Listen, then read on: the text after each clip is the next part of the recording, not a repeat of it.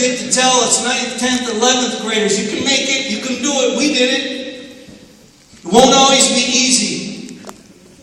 When you are a senior and you become a senior, it's your chance to show the others, hey, you can get through it, you can succeed, you can stay on your positive channel. But I believe you this to me, in the hallway, at my school.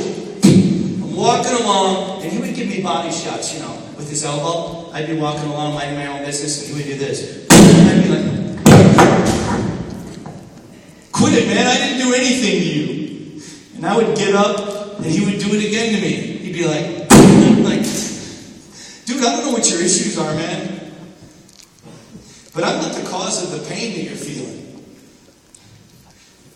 I know you got stuff going on at home and that, but don't take it out on everybody else. Why don't you just go talk to an adult? You can work it out, man. And he pushed me again. I said, I'm not going to fight you.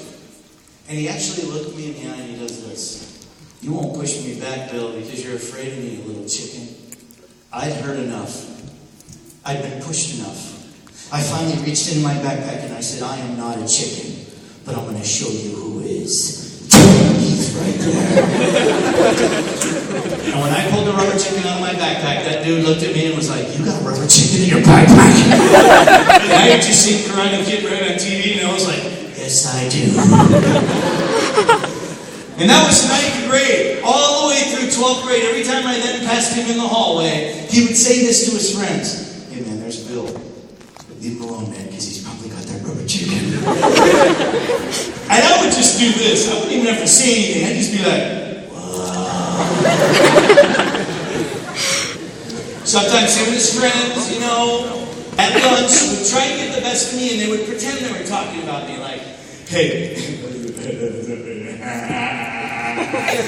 So sometimes when I would be sitting alone in the cafeteria, I would just do this with myself.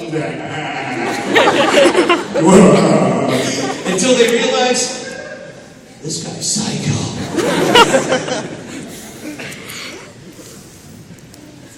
I recently went into a restaurant and I ordered a coffee and a breakfast sandwich.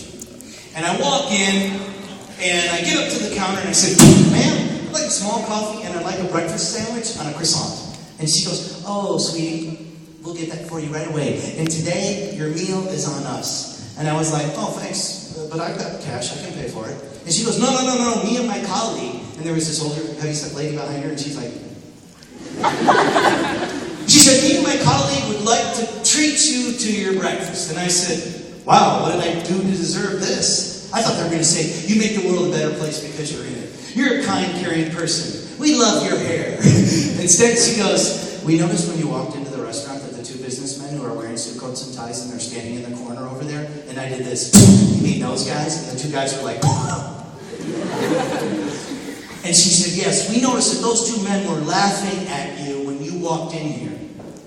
And I said, oh, I saw that too, ma'am. They were both like making comments about my hair. The one guy was giggling and saying, oh, I'll bet it's a wig. And the lady goes, and doesn't that hurt you? I said, ma'am, I learned in kindergarten, when another person tries to put us down, that person who's being a bully is not liking themselves. You can't let it be about you.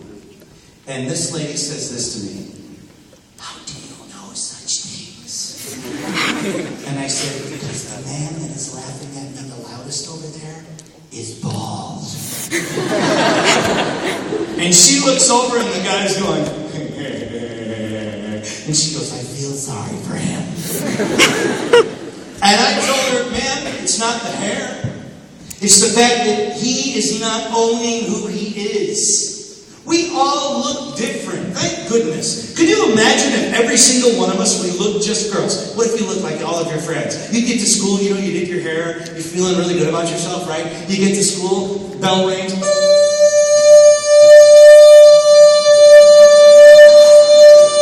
That was a long bell. And you look at your friend, and your friend looks just like you. You'd be like,